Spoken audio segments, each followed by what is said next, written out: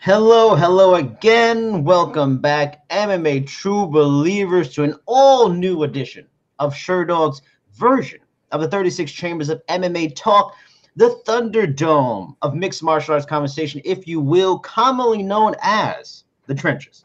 You may recognize me. I am Jason Burgos, contributing writer for the site, resident Peter Parker, and regular co-host for this show. Tonight I'm filling in for Anthony and on the lead duties as he's busy doing some family life stuff that he's going to be taking care of in the greater Los Angeles area. But filling in for him in this week was what you might consider one of Sherdog's most well-rounded content producers. He does columns, he does news pieces, he does digital art for the site. This guy even does editing for all the various articles on the site, including my own. He's a very talented Ben Duffy. Ben, what is going on? How are you doing? Good evening. It is good to be here. And when you say well-rounded, are you calling me fat? No, not at all. I am a chunky fellow. I am just talking about your high skill level. Excellent. Well, I'm glad to be here. Excited to be in the trenches once again. I filled in once before, and that time, as this time, we had technical difficulties. So apparently, I am the curse. I like that. I like that glass. I got a little glass too. Can we get a clink here? There you go, a little clink. Oh yes, we're very fancy without Anthony gone. We're into wines and spirits. Is a fascinating time. I mean, we got so much to talk about. We got some Chuck and Tito conversation.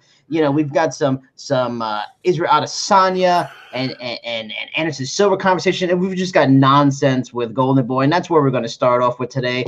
I mean, our first question from the forum from Will KO, as in a knockout. What did you make of Chuck versus Tito 3? Ben, you take it away on this one. Okay, I did write a pretty lengthy opinion piece for the site. It's still on the front page of Sherdog.com. It's titled, They Are Who We Thought They Were. If you don't feel like digging through all 2,200 words of that, I'll sum it up. I called it possibly the worst pay-per-view I've ever watched. Ooh, wow. Like the worst event that I have paid to watch on TV.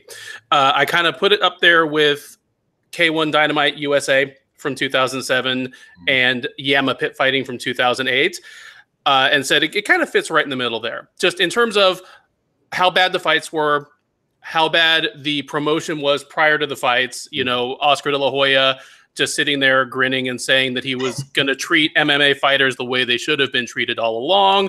He was going to bring boxing-like pay to the sport and really just revolutionize things, all while pronouncing Chuck Liddell's name wrong for days and days and days. Just an indicator that from the beginning, Golden Boy did not appear to give a shit about Chuck, Tito, or mixed martial arts. This was a cash grab and a grift from the beginning. The card was terrible. I mean, for something that, and I paid full price. I didn't steal it. I didn't grab any of those fire sales. I didn't ask for a media pass because I wanted to address this event as, hey, I'm a fan, I'm a paying customer. Let me see what you got for me. And to pay $40 for a card without a single top 50 fighter on it, maybe not even top 100, depending on where you place Gleison Tebow right now, is ridiculous. It was a talent level of an average LFA card with worse matchmaking for $40. I'll be honest. I only watched the main event. I did not see the pay-per-view. One, because I was texting Anthony, who I can't wait to hear him talk about it more next week, because he was press row at the event, and he was just, it was full the trash. It was full hashtag trash, hashtag the trashing. So that turned me off enough that I felt like I wasn't missing anything. I mean, I had to see Chuck and Tito after the fact just to see the clusterfuck and the dumpster fire, which you so beautifully pictured in your article on Sherdog.com.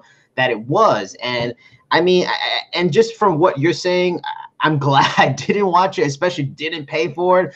I mean, it was a hot mess from the start. The promotion was a hot mess.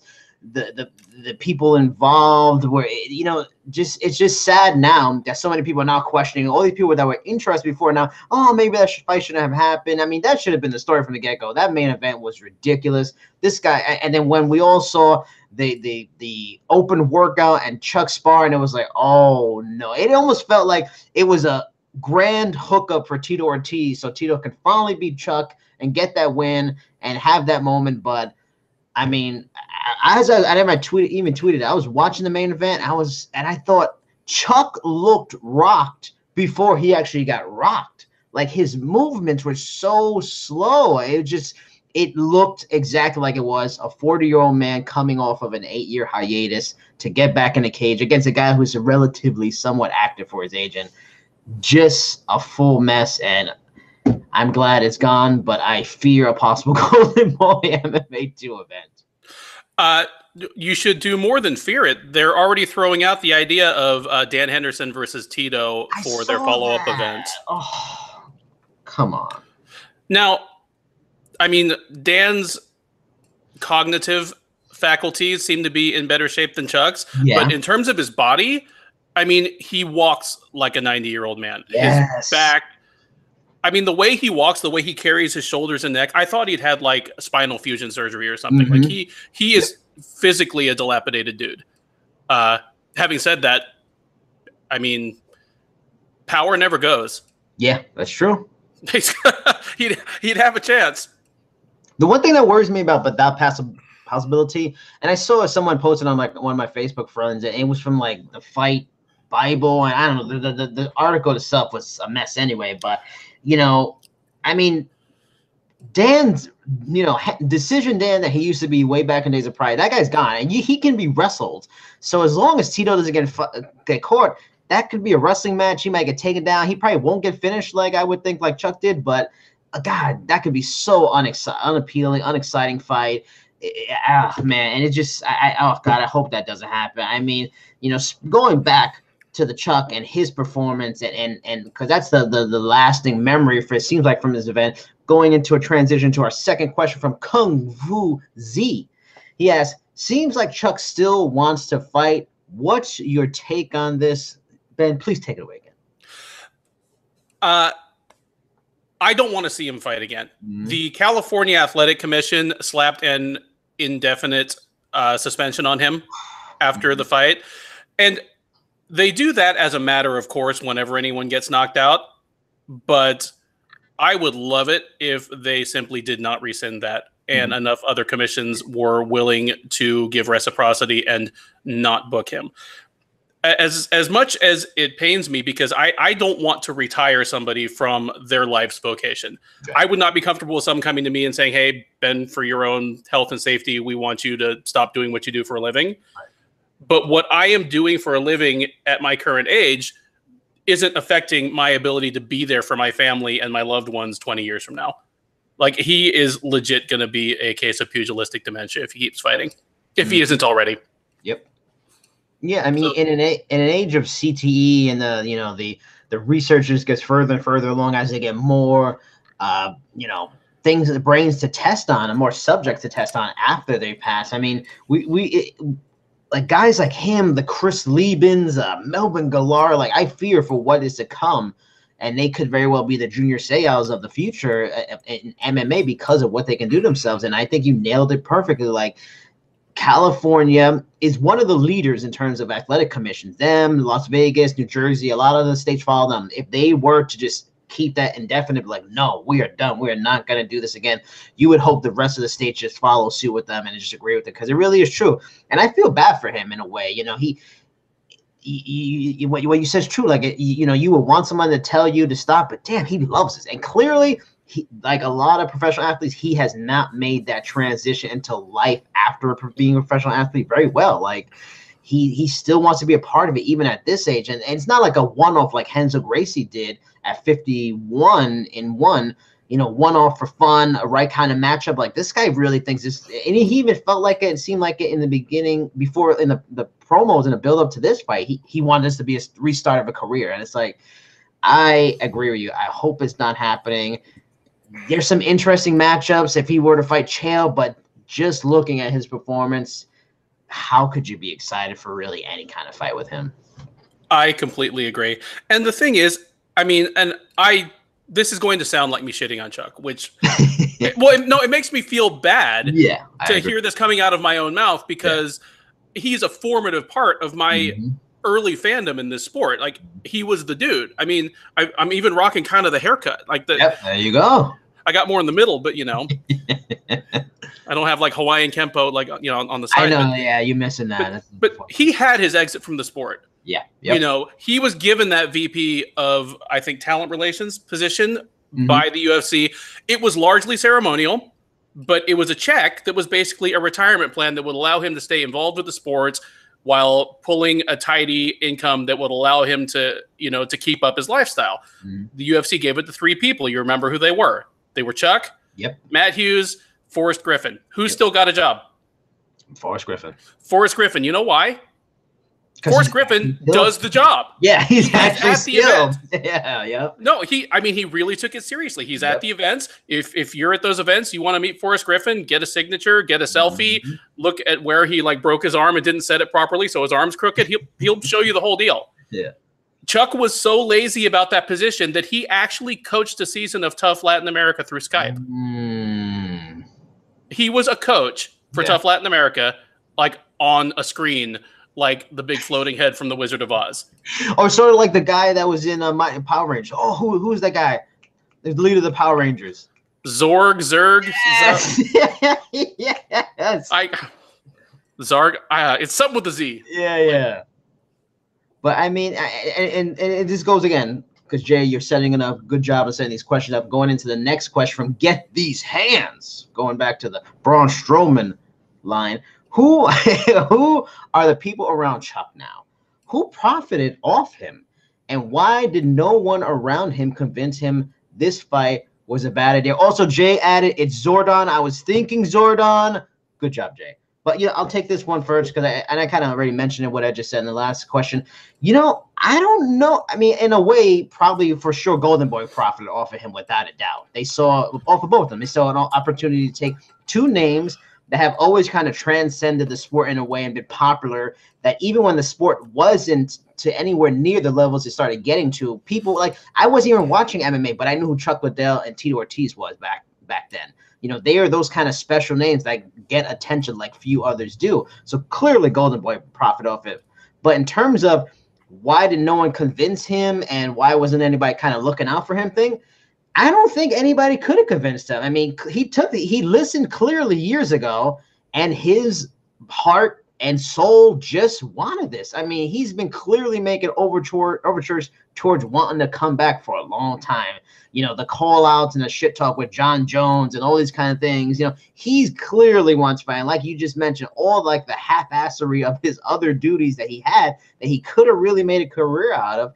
He didn't love it. He loves fighting, and he has not been able to fill the void. So I don't think really anybody could talk him out of it. So all he had was hopefully people around him that could just keep him safe. So hopefully Antonio McKee could keep him safe. I don't know if Golden Boy trying to keep him safe, but in short, Golden Boy made money, but I don't think anybody would talk him out of it, especially when $200,000, $250,000 was thrown at him for a fight after 8 years. Well, $250,000 plus, if we believe Oscar De La Hoya, and I do believe him here, 30% of the pay-per-view take. I mean, that may not be huge. I haven't seen the numbers yet, but I would be surprised if it was more than 200,000 buys.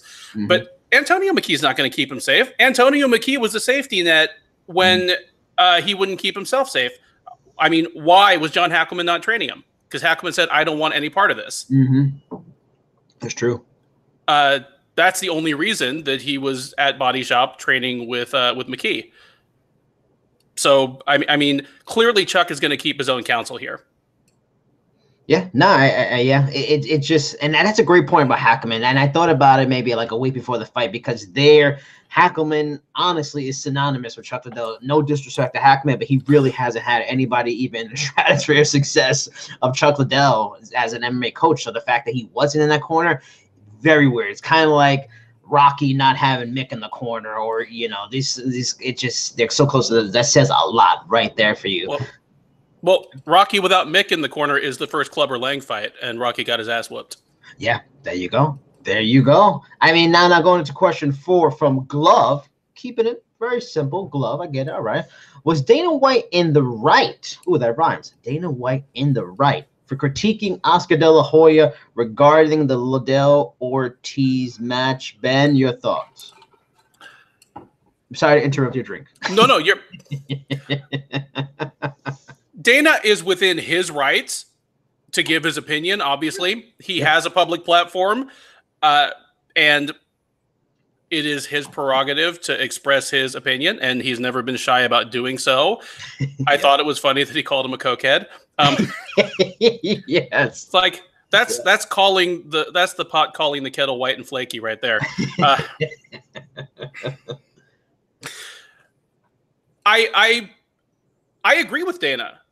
I mean, he didn't say it as delicately as he might have, but saying stay in your lane after that shit show, I think, is a perfectly valid thing to say. It just doesn't come off very well considering the source, because Dana shoots from the hip. Yeah. You know, one, he's an emotional guy, and two, he's a guy who is willing to lie when it suits his agenda. So, I mean, him saying it didn't carry that much impact to me, but he's entitled to that opinion, and for once, it's an opinion I share. Yeah. I mean, and you know, if he was doing this like after a good Bellator card or something like that, like, oh God, what a hater. But this promotion and that card didn't need to even give him any added ammunition of bullshit or hyperbole. It was just a hot mess, and it was a shit show anyway. So he was just speaking the truth. Many people were thinking anyway, before and after the event. And you nailed it. He has the right to opinion. It's freedom of speech. He has the right to say what he wants. He's coming from an interesting point of view, too. The guy is the best MMA promoter there has been, at least on this side of the hemispheres and this side of the planet. So he knows he's talking about. And also, again, it's hard to take Dana seriously on what he says. He says a lot of stuff. He talks out of both sides of his mouth. But as far as we know, Chuck Liddell is a legitimate friend of his, has been for a long time. If he's coming from the point of view of a close friend, can you blame him? You know, seeing his friend who was getting knocked out cold, not even like just losing badly in one-sided fights, knocked out cold in his last fight to a one-armed man, coming back after 8 years to likely get knocked out again, which was exactly what happened. So from that point of view, if you look at it as a friend, what he was saying wasn't crazy. I mean, he has the experience, and, you know, to throw a little shit talk and try to badmouth Oscar De La Hoya, it probably benefits him a little bit too. I mean, going into question 5 from Jack on Fire. Thanks, Ben, for filling in this week. Oh, that's very nice. I really enjoyed your article. They are who they thought they were about the Tito and Chuck fight.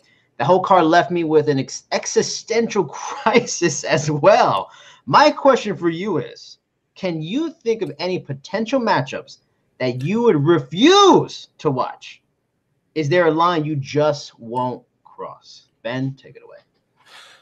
Oh, I can think of all kinds of fights that I would refuse to watch just right off the top. Well, BJ Penn fighting again, I kind of refuse to watch. Good God. I mean, I would watch BJ fight again. I certainly wouldn't buy a card because he was on it at this point in his career. But, I mean, if Chuck Liddell fights again, it's not even boycotting. It's just I don't want to see it. I don't care. I'll probably have to write something about it. What I'm hearing from producer Jay is that BJ Penn is actually getting a 4-fight contract soon. Not kidding. It's in the works. Earlier. Come on, 4 fights. I tweeted 4 fights, not 1. 4. Can he win first? Here's the thing, though. I mean, BJ is dilapidated. He's not the guy he was, 7 or 8 years ago. But he doesn't seem to be in danger of killing his own brain. And there are people in the UFC he could beat. Yeah. So, I mean, that's fine. The problem, and it's honestly the same problem Tito Ortiz has, is that there are some people out there he can beat, but his name and his fame dictate that he needs marquee-level opponents at marquee-level prices. Yeah, for sure. Nobody wants to see BJ Penn fighting some 4-1 dude who's fresh off of Dana White's Tuesday Night Contender Series. BJ is 0-5-1 in his last 6 fights dating back to 2011. And that doesn't surprise me one bit to see up on the screen. And it's the way he's looked. The weird trying to drop to 145.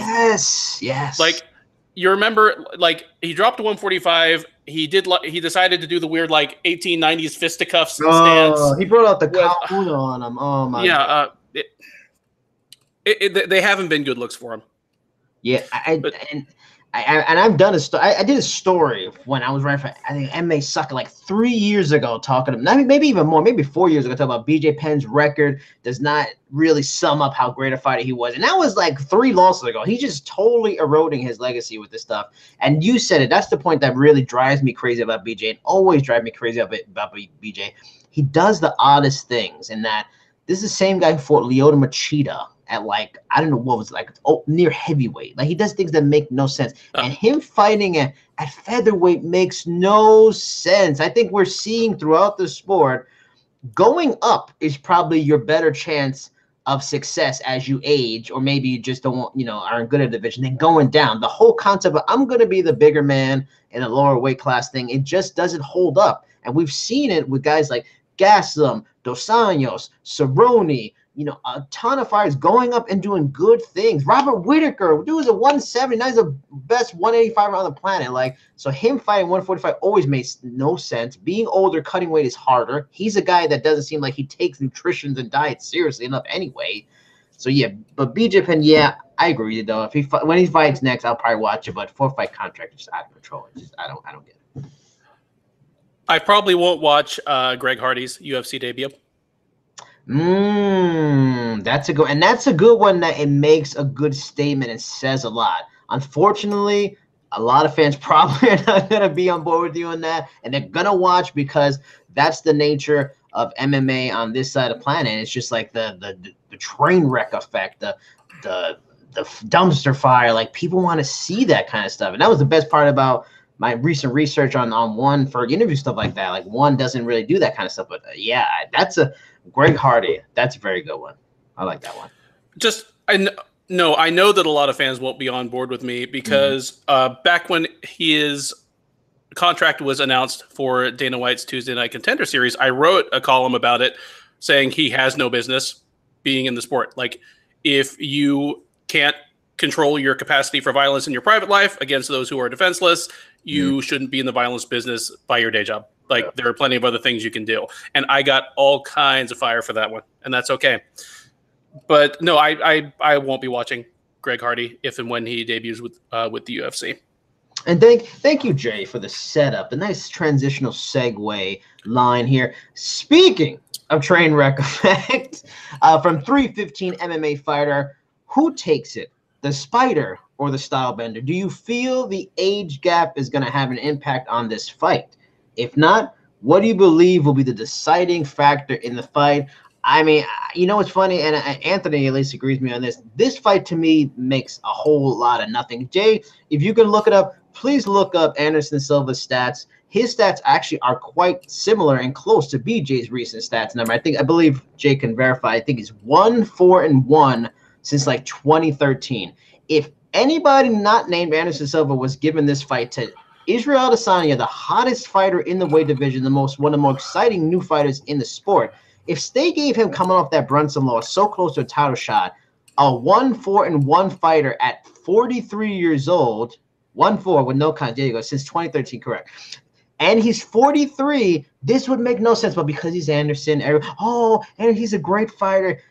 Great fighters get old. And one of the best things about Anderson Silva was his reflexes. This was a guy who was defensively superb because he had amazing reflexes. He could counter, and he can honestly take a shot too. So the shot taking is questionable because his chin is starting to totally decline since Chris Weidman put some cracks in it. He's 43, so reflexes out the door. Those are pretty much going to go now. And, he's still the counter striker, but he doesn't pull the trigger anywhere like he used to. I mean, the Brunson fight could very well be a loss, but then again, you could say he beat Bisping, fine. I think this fight is a joke. I think it's a bit of a setup for Israel Adesanya to look great and them to just build off of this name and then completely ignore that Anderson is 1-4 with also might add 2 steroid suspensions. I think it's ridiculous. Ben, what do you think? I agree that it's a matchup that makes no sense. And I don't understand the narrative of people who think it'll be some kind of fireworks between 2 exotic strikers. Because in recent memory, Anderson Silva has not been an exciting striker. Like, if you look at even during his absolute prime, he is a guy that would kind of mysteriously just not show up for fights. Yes, And Maya fight, and who Maya and who was it? Luder? It was another weird fight. no, well, I mean, he did whoop Luder, but the Patrick Cote fight. Yes, Pat. That's what they Coach. Yes. So I mean, even during his prime, he wasn't necessarily a foot on the gas all the time, and he's looked nothing like that in years. And I'm not worried about his chin having cracked. The thing I'm worried about having cracked, you alluded to his steroid positive test after the Nick Diaz fight. Do you remember what else he tested positive for? No. What were both of them? What was the first one and what was the recent one? Well, for the Diaz fight, he tested positive for 2 anabolic agents and tested positive for anti-anxiety medications. If you need anti-anxiety medications to fight Nick Diaz, you are not ready for Israel Adesanya. Adesanya is an exotic striker like Silva was. Yeah. And he's got the same basic body type that Silva did. I can see why they thought there would be some congruity to the matchup, but Israel Adesanya does not play with his food. Nope. I mean, he might give a little bit of elder statesman respect until he figures out the timing and stuff, but then it's either going to be a horrible stall fest because Silva's good enough defensively to just kind of stay away, or he's going to get crushed. Yeah. Yeah, I mean, and Jay added that Talis Latis was the other bizarro fight. That was another weird one, but and also if like in recent stories with Adesanya, he's talked about this was a plan he had, and I was at 230, and this kid is as with it and smart and witty as I've seen, especially for his age, in the press conference afterwards. So if he had a plan laid out, and in a recent story he said he talked to Dana White and talked him out of Dana White's plan to his plan, I'm sure he knows what he's doing. He's fighting a name that he knows can further build, because a win over Derek Brunson, as exciting it is to some fans, is not going to get their attention. While a win over Anderson Silva, some of these bonehead fans out there go, "Oh, Anderson Silva beat Anderson Silva," not really realizing the truth of the matter right now.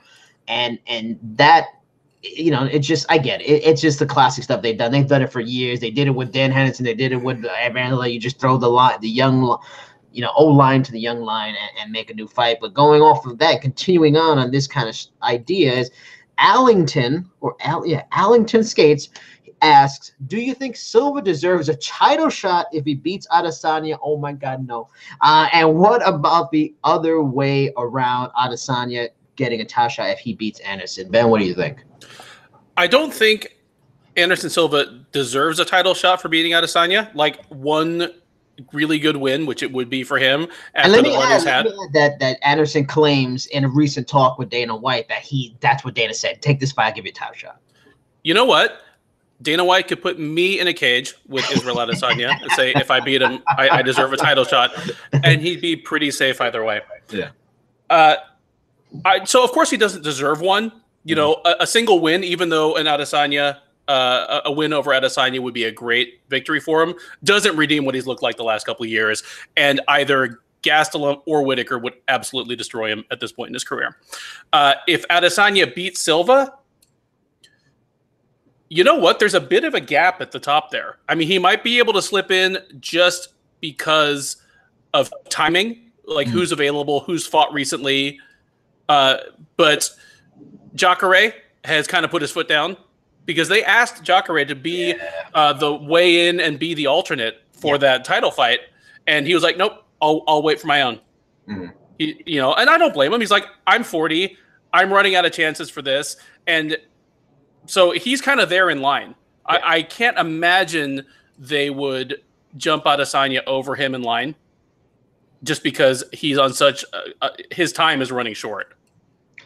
I'm going to have to disagree with you. I can totally believe they would do that to Jacare. I mean, and more so because the way they fight book nowadays is what will work for them now, what's exciting now, and less about merit. And that's what's been frustrating as being a Jacare fan for so long is this guy is the greatest middleweight and maybe the greatest fighter, never to just get a title shot, not to win a title, to get a UFC title shot. Like, this guy should have, that Weidman Jacare fight should have been for the title like 4 or 5 years ago. And that was a tough fight to watch. Like both of them, as Jacare win, I was happy for him in that way. But, in terms of if Anderson Silva should get a title shot. Hell to the no. Oh, so he wins. So he's 2-4-1 since 2013. Like, no, that does not deserve a title shot. I don't want to. No, I don't want to see it. Adesanya winning. Jay looked it up for us. He would be he's 15-0 currently. He's got 13 knockouts. He's since 2012. Last 10, he's 8 knockouts in a decision over Martin Vettori and Brad Tavares.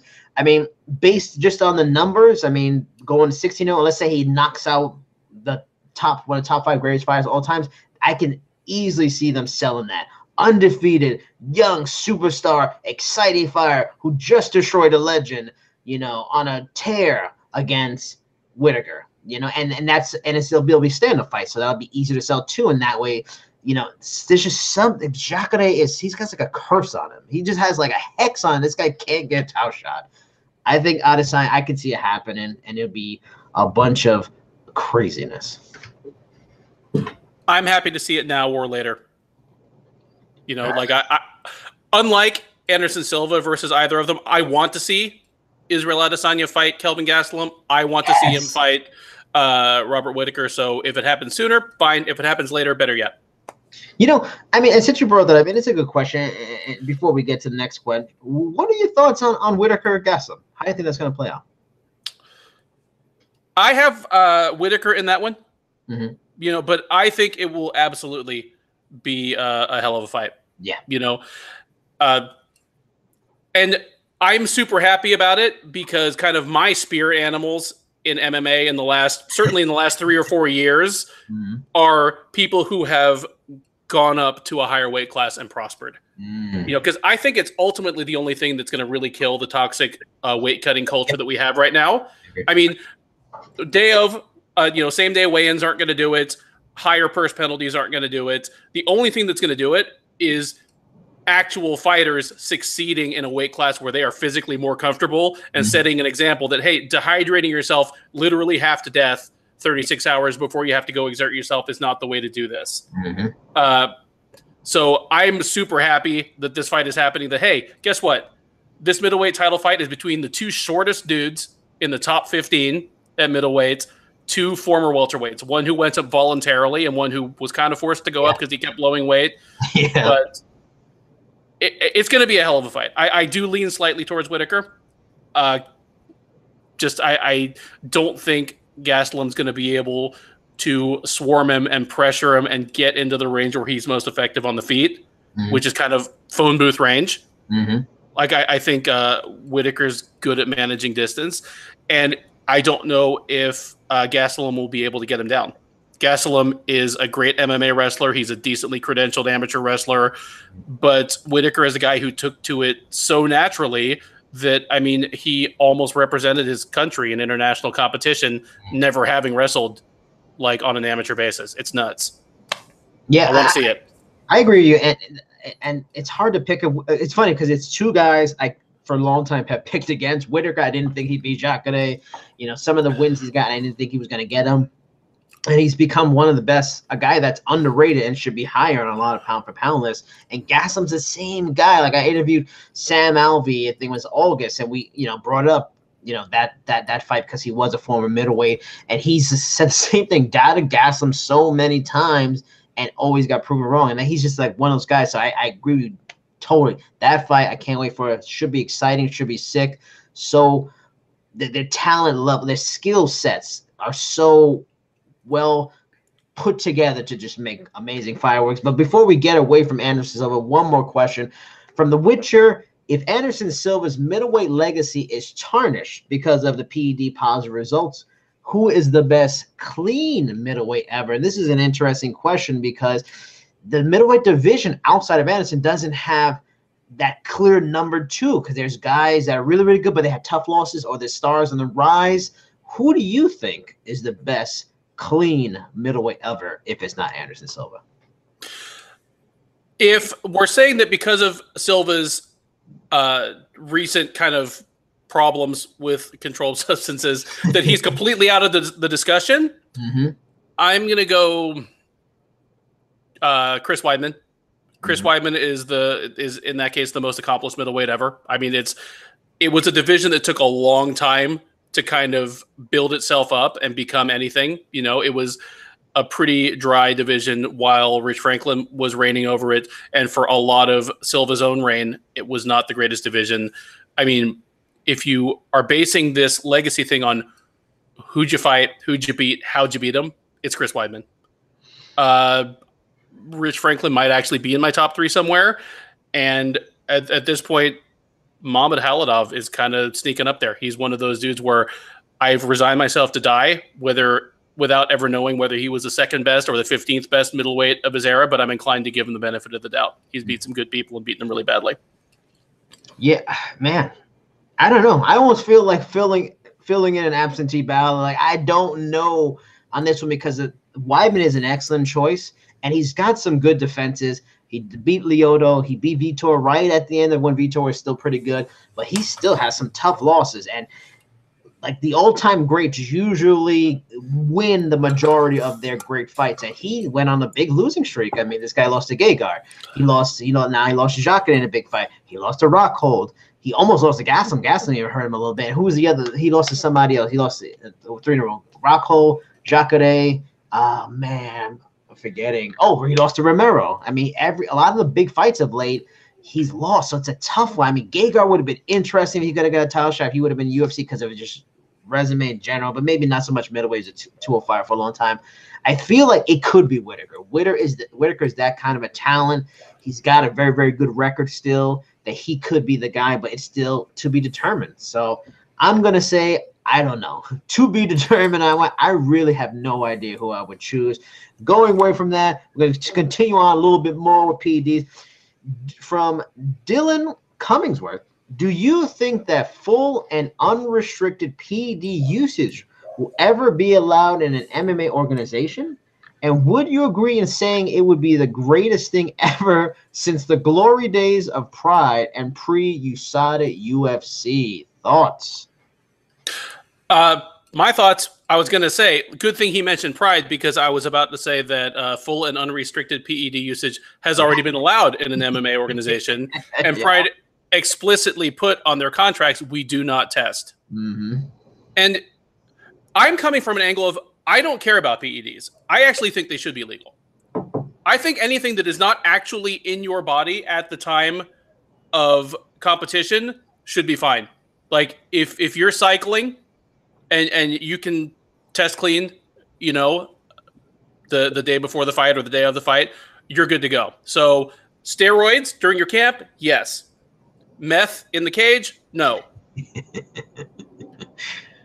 Drunk in the cage is okay, just because I love my regional MMA too much to get rid of like the dude in like cutoff jean shorts coming down from the crowd, you know, to fill in.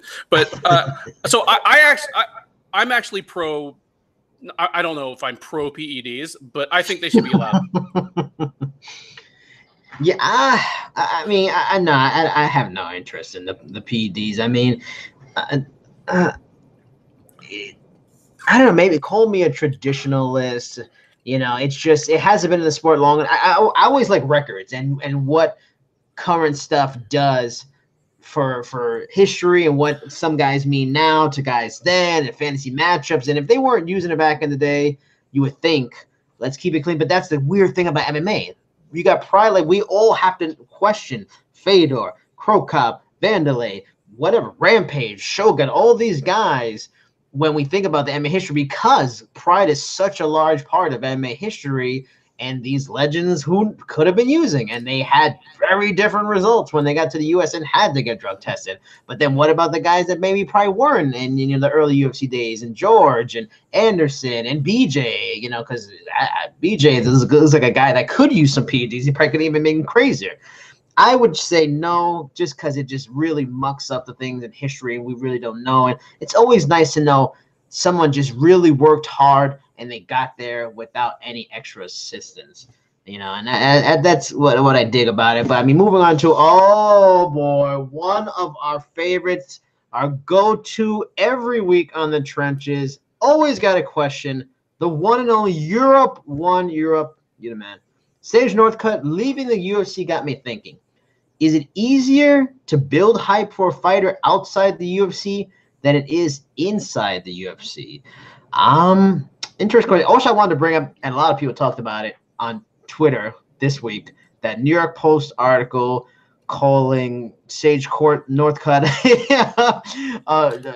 defamed or whatever, Barbie doll, whatever, just falling off the peaks of the UFC stardom. I mean, just nonsense. As a New Yorker, we all know the Post is just fucking tabloidness bullshit. And when I saw the headline and I saw the Post, I was like, okay, no need to read that bunch of bullshit. But anyway, going back to it, just leaving the UFC getting me thinking, is it easier to build hype for a fighter outside the UFC than it is inside the UFC? I wouldn't think so. Yeah, I mean, the UFC we were talking about this last week. UFC and MMA in general, but especially UFC, are just fantastic at marketing, and they have a reach. And because of the brand, people care more about it than other brands.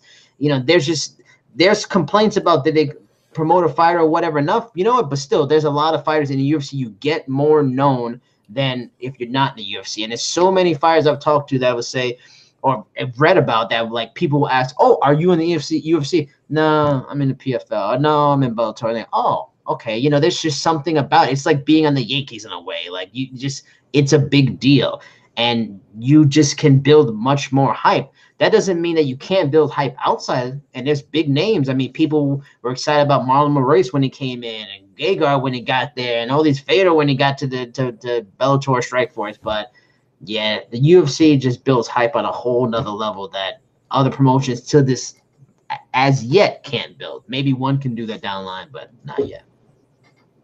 I agree. If you want to build hype for yourself outside of the UFC, you have to do one of two things. You have to be completely undefeated, like Ben Askren, like Michael Venom Page. And I talked to Page over the summer, and he understands that the narrative about him is that they've been feeding him cans, they've been protecting him, and he understands it. And he flat out said, he was like, if I had not been matched carefully when I was earlier in my career, I wouldn't be undefeated now, and there wouldn't be any hype about me. There's hype about me because I have a flashy style and I'm undefeated.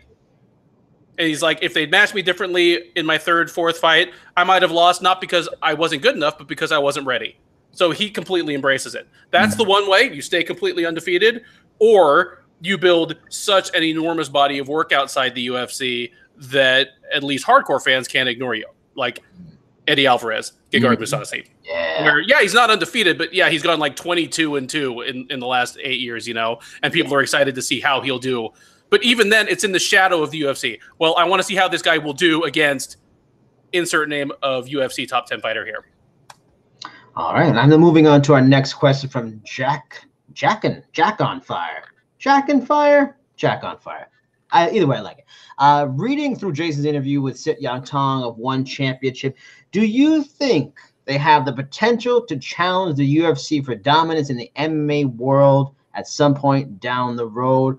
Short, quick answer, hell yeah, I do. I'll be the first to say I did not follow One very closely in its existence. And it's tough too. It's tough, and Ben, you can probably agree with this too. It's hard to just follow all of MMA in general and still have a life and still like movies and still like TV shows and regular sports and all these things, So it's hard to watch everything in general. And One doesn't have a US TV deal. So either you have the app or you're going on some illegal site or whatever and watching it and following on your own time and really researching instead of just being able to DVR it. But with my research, I won't lie, I'm really liking the organization and what they're doing, what their representation is, and then talking to the man who's running it all really sold me on it. And I legit believe what he says when he says it. He's, 3 years ago, 700,000 views were the average for an event 3 years ago. In 3 years, they're up to 20 million views for an event.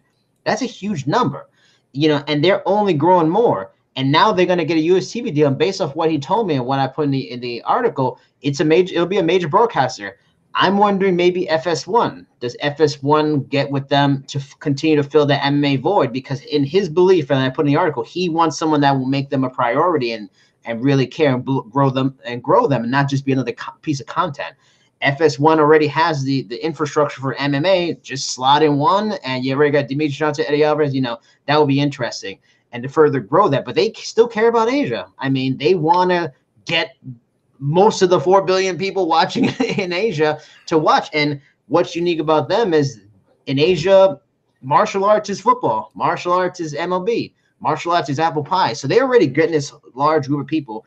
And what we've talked about on the show a lot with the UFC and how they do matchmaking, trash talk, this kind of Conor McGregor, throwing dollies and all the kind of questionable antics going on in professional fighting now, they're going to offer something different. They're going to offer more of a respect, compassion, just let the fighters fight. The best fighters will fight each other. Alternative. And alternative is always good, especially if you're going to offer a good product. And if you're into violence, they got soccer kicks. And also they offer Muay Thai, submission grappling, it's an interesting thing. And also the dude's just smart. These people get into esports. Esports is fucking massive if you're not paying attention to esports. They got TV shows about it and big events and all these companies get involved with it because esports over there is even bigger than it is here. So they're going to make money from that. They're already getting a lot of investment. If you thought, what the PFL got at a few million is good, they got that already. They are going to make a ton of money, and they're going into China.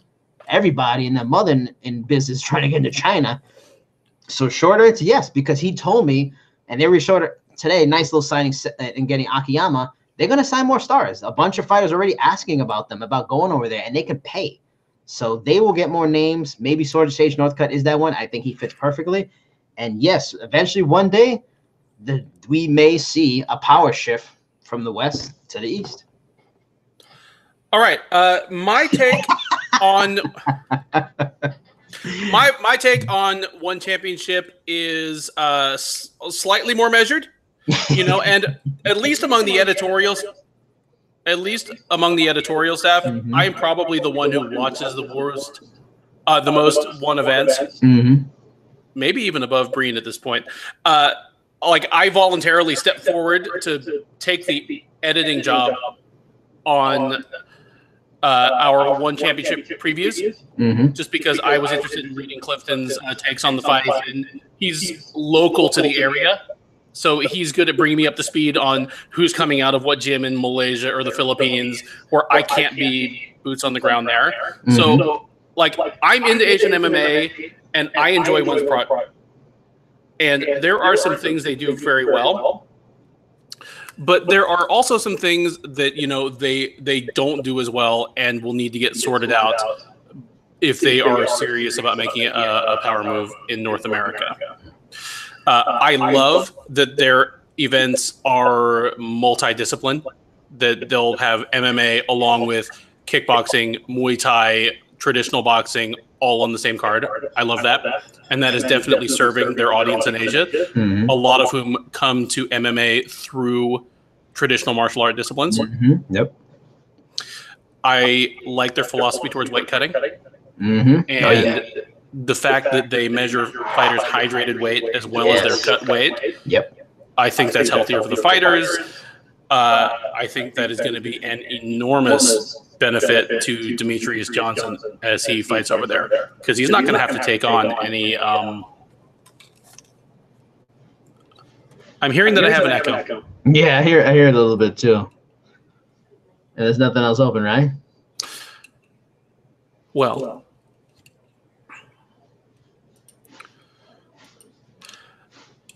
in that case, can you still hear the echo? No, I'm not noticing it now. Jay, any echo?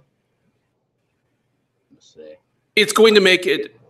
I know how Mr. Sichitong kind of pitched the flyweight division over there at 1 versus Demetrius, mm-hmm. but I disagree with him there. I think Demetrius is going to slaughter all of those guys. And he's never going to have to face a Ray Borg. He's not going to have to face some dude that cuts from 155 pounds, mm-hmm. because those guys have to be no more than 135 hydrated. Okay. So the only advantage any flyweight ever had over Demetrius, being twice his size, is not going to be a factor.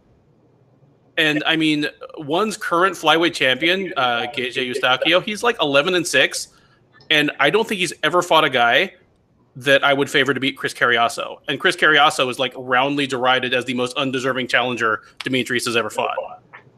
So Demetrius is going over there into a pool of guys where the champ is possibly worse than the worst guy he fought in the UFC. He is going to completely murder that division. Mm-hmm. Having said that, I want to see it on US TV, so bring it on. Yes, I'm excited. I want to watch someone. I want to see these fighters. I want to see what Demetrius and Eddie can do out there, and I'm intrigued by them. I'm so curious about one. But I mean, moving on from that, from Yojimbo, he asks, one championship changes weight in his weighing procedure, as Ben just mentioned, and precautions. Will it take a UFC fighter dying before they adopt the same or similar tactics? I tweeted, yes, I think they're going to wait till somebody dies, unfortunately. And let's not beat around the bush. That's kind of what happened with one. 2015, someone died weight cutting. And that was what was the impetus for them to do the right thing. At least they learned, okay, we got to do something here. And them and the sport waited too long. How the UFC and some of these other companies aren't learning from that lesson, and they need to be forced to learn their own lesson. I don't get it. Watching Cynthia Calvillo last week was rough.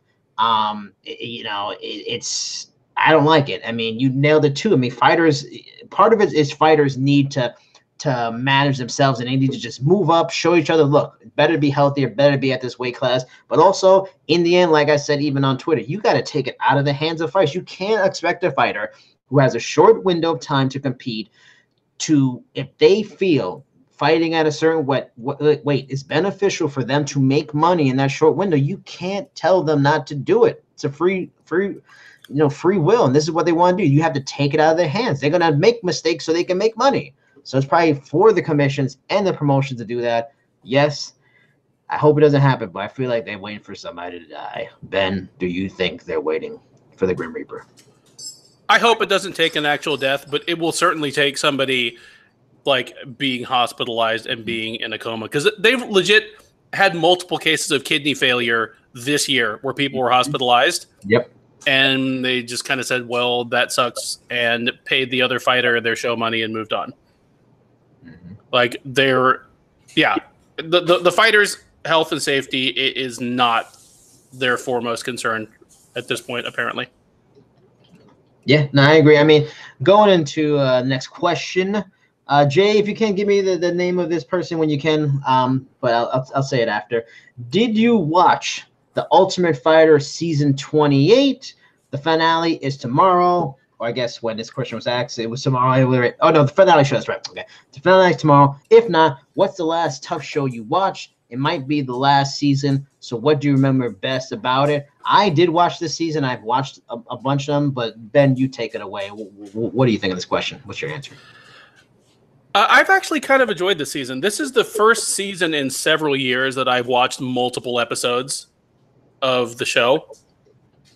And I've enjoyed it. It's been good. There's been a minimum of kind of like the drunken shenanigans bullshit that made me turn it off in the first place. Yeah. I will say this: the last tough show I watched. Okay, the last tough show I watched the entire season of was the one with Mir. Was that season 8?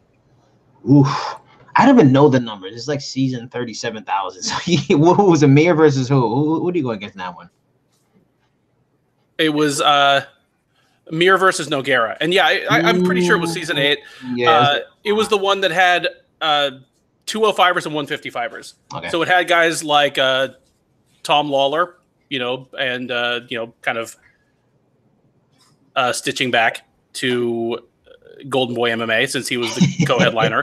Yes. And Vinny Magalhaes and Ryan Bader.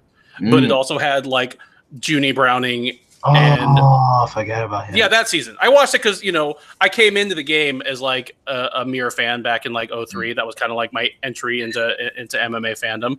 So that was the last one I watched completely. And then the last one I watched any full episodes of was the Carwin versus Nelson one, the Let Me Bang Bro season. Like the highlights of like Julian Lane asking them to let him bang again kind of drew me in. And I kind of became a fan of Neil Magny that season. And the thing I love about Neil Magny is he was in the house, and while everybody else was, getting drunk and being stupid and, having past life regression or whatever Julian was doing that night, Neil Magny was just kind of sitting around being like, I want to fight every 3 weeks. And that's what he did for the next couple of years of his UFC career. So go Neil. But I've enjoyed the season. I've enjoyed the actual fights. I think there are actually like good fighters on on the show. Like, I'm kind of surprised that they could scrape up 8 heavyweights worth the mention this far into the game. Yeah. And then the women fights have been really interesting, even if they're all just kind of climbing up the mountain to jump on the altar for Cyborg. Yeah, exactly. Yeah. Yeah, I mean, I've liked this season, and I've watched the last few. I liked, I mean, maybe not everybody liked it, but I liked Daniel Cormier. Stipe. It was fun and interesting in its own way. And I went away from it for a little bit, came back, but I've watched the last few years. The lasting memory I'll have is, by far my favorite season was Rampage and Rashad, just because of the daily, weekly drama of those two getting into his face and then getting each other's face, like, make a move, like that was just so funny. It was so good. Rampage is destroying and obliterating a poor door. Even Rampage versus Force is kind of funny because Rampage, that was the first year of Rampage coaching, and we really got a sign that Rampage sucks as a coach. His whole team lost. That's but also what I remember of the show is it was a great source of talent in the beginning. Then for like a few years, it became not that at all. And then it really has come back around, it feels like, in the last, 6, 7 seasons or so. You got a Dodson, you got a Ferguson, some of these really talented fighters that have come from Ultimate Fighter and stuff like that. So, it's cool that it's become worthwhile again. So that's probably part of why I got back into it, because you are getting these talents that are coming from there and good. And it's interesting that it's spread out to other countries. I think they did Ultimate Fighter in Latin America. Did they do China too? Yes. They did China, some of these. So that's cool too. But I won't miss it. I will not miss it. This should have been a thing that's like once a year, just like a TV show, maybe once every couple of years. They beat the damn thing to death where it lost a lot of meaning like it did in the beginning. It was a cool thing. It was maybe a showcase of future stars. Pretty much Dana White's, if Dana White series is that, the Contender series is that now. You're getting more people that are coming out for that are legitimate people right away. Ultra Fighter can go. I'm good for the drama. There's enough drama in the world and in politics and life right now. I don't need it on that too, so I won't miss it. But going into our last question of the night from the forum. Also, let me add that last question from Jay. Good job. Good question, Jay.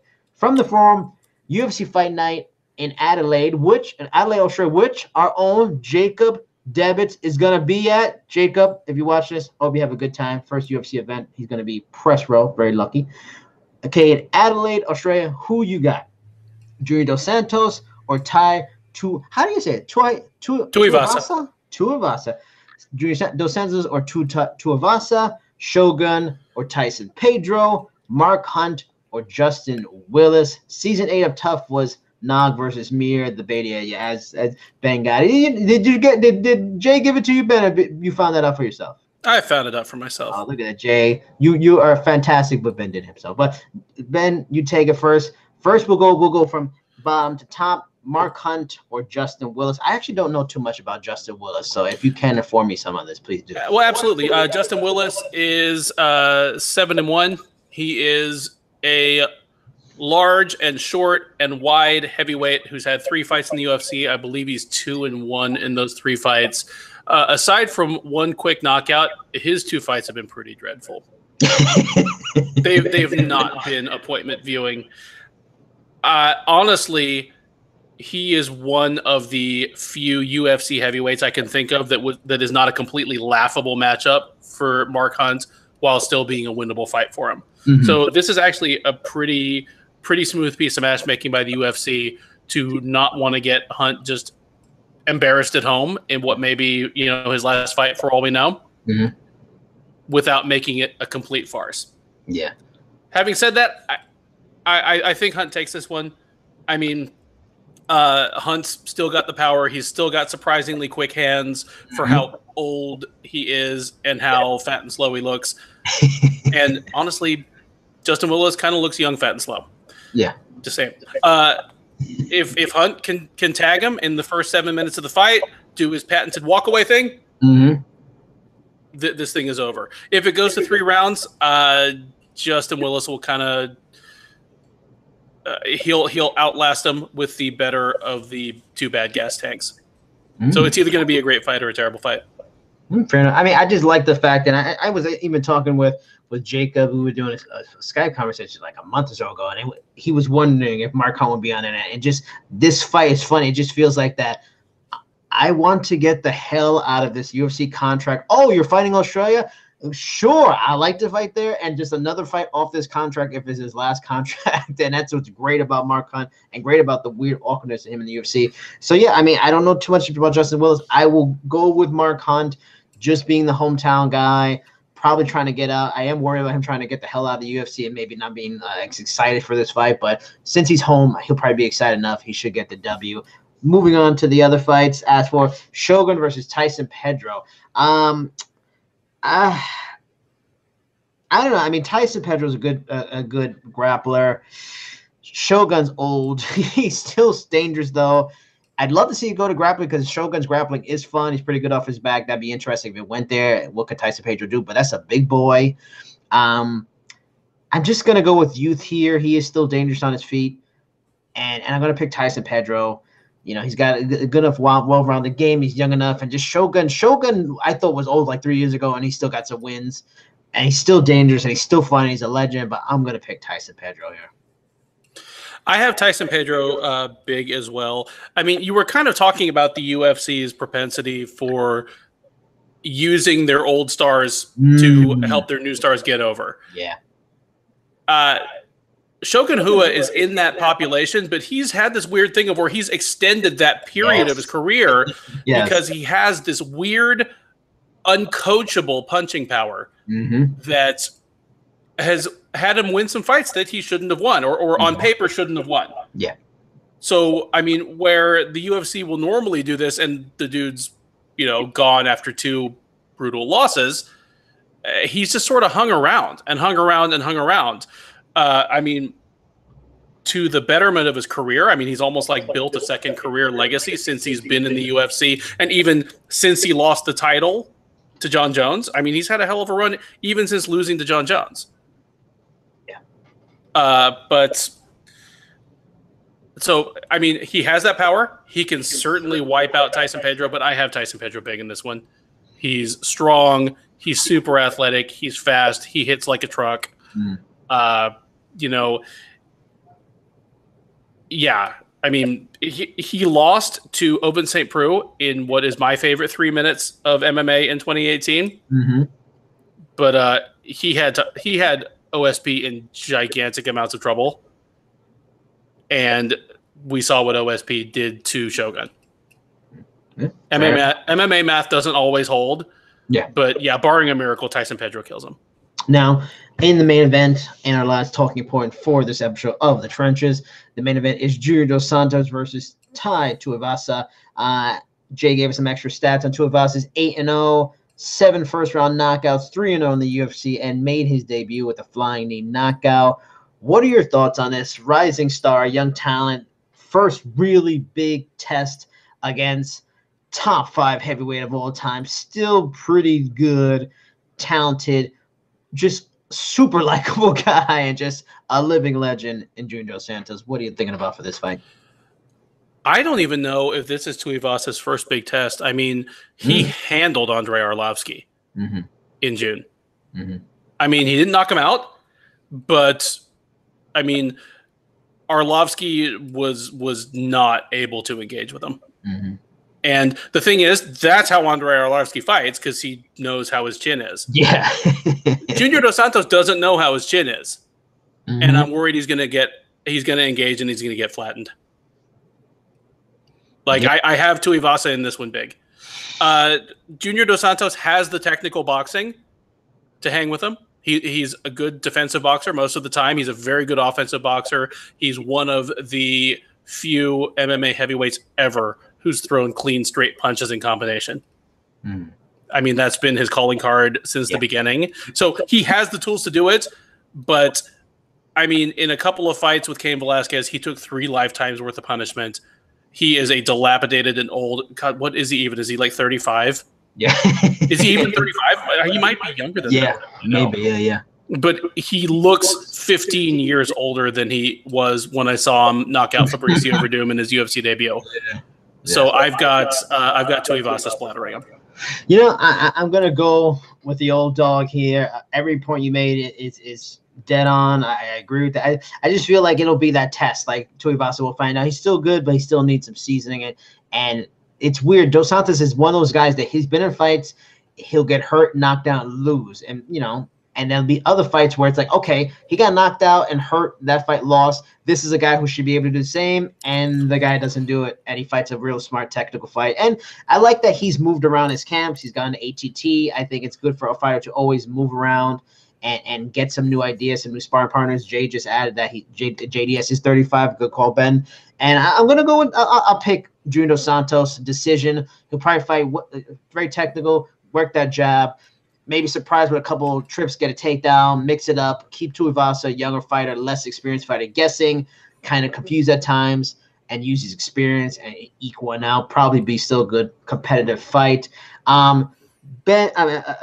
Jay, coming with a bonus question, disgusting question, Jay. Would you do a shoey with Tai Tuivasa?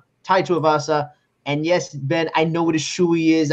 We all know Tuivasa is doing it. It's disgusting. No, I would not do it. I don't like beer anyway. I don't want no damn sweat and nasty shoes in my mouth. Ben, would you do a shoey? It depends on whose shoe it is. But no matter whose shoe it is, the answer is yes. What if it's your own shoe? Well, my own. So I'm drinking out of one of my own shoes right now. Oh, I've got it right off camera. No, I'd absolutely do a shoey. I do a shoey with the winner. I do a shoey with the loser. I would drink some booze out of some shoes. I'm that guy. Fair enough. That is our episode of The Trenches, number 11. Ben, along with the great story about Chuck and Tito that you had this week, what else do our loyal listeners, viewers, have to look forward to from Ben Duffy in the coming days and week on Sherdog.com? Really, I'm just grabbing the wheel and putting the pedal to the metal. We've got 3 amazing events this weekend, just kind of on the major league level. We've got 2 low-key, really interesting UFC cards. We have a really interesting Bellator card. I know that you, since you're basically our resident interview feature writer, you are the fighter whisperer, have a bunch of interviews with people fighting this weekend. I spoke to Christina Williams, who's fighting on the Bellator card this weekend. I'm just excited to kind of buckle in and watch a ton of great fights and catch up on sleep on Sunday. Yeah, that Bellator prelims is fantastic. Like one of the people I talked to that you mentioned is Goichi Yamauchi. He's fighting Daniel Weichel on the prelims. That's a fantastic fight. Goichi's one of the best lightweights. Daniel's a 2-time featherweight contender going up to lightweight. Joe Warren's on that. That's a fantastic, prelims. And then you still got Juan Archuleta on the main card, who's a real rising star. That's a good thing. And of course, as you know, Ben's social. Ben, are you Benjamin Duffy on all the social platforms? I'm Benjamin Duffy on all the social platforms. Come and find me. I'm not a followers collector, but I would love to make friends with you. Get at me. Fair enough. As Ben mentioned, yes, I will have a few more stories this week. Already have the Joe Warren story, which is fun. That guy, crazy career, opened his career fighting Chase Beebe, Kid Yamamoto, and Bibiano Fernandez. Hey, let me feed you something here. Yeah. I think he had the hardest first 3 or 4 fight run of any major MMA fighter ever. Yes. Where they actually wanted to build him, not just like some judoka that fought in pride and he fought like Vanderlei and Krokop in his first 2 fights because they wanted him to die. But like Joe Warren, for somebody that was actually trying to have a career, he was thrown into the fire.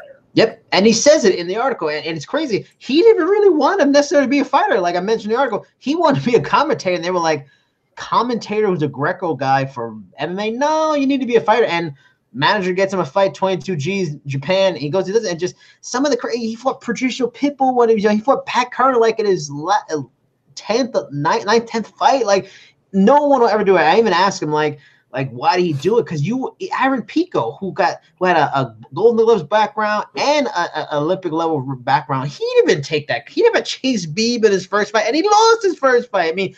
This guy is crazy career. Only 2 division champion belts. But yeah, look that story up. Also, like we got asked earlier, look up the story with me talking to Chat Tree Sit Young Tong from One.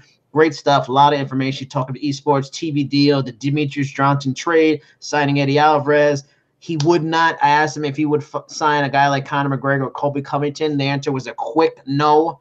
but read why. Also, still this week, I have an interview with Goichi Yamauchi, fought Michael Chandler, one of the better young lightweights in the world and one of the best in Bellator. And still an interview with the co-main event of tomorrow's Bellator show, Chidi Njokuani, who fights John Salter. That was a cool interview. And got some good PFL stuff in the pipeline. Going to talk to some more finalists. I already have a couple that are on the way, hopefully this month coming up. Got some good stuff coming, and keep it locked to Sherdog for me and my stuff. But that is it. That is the Trenches number 11 for this week in November, the last week of November. I am Jason Burgos. He is a very talented, well-rounded in skills, Ben Duffy. That is it, everybody. Until next time, bye-bye.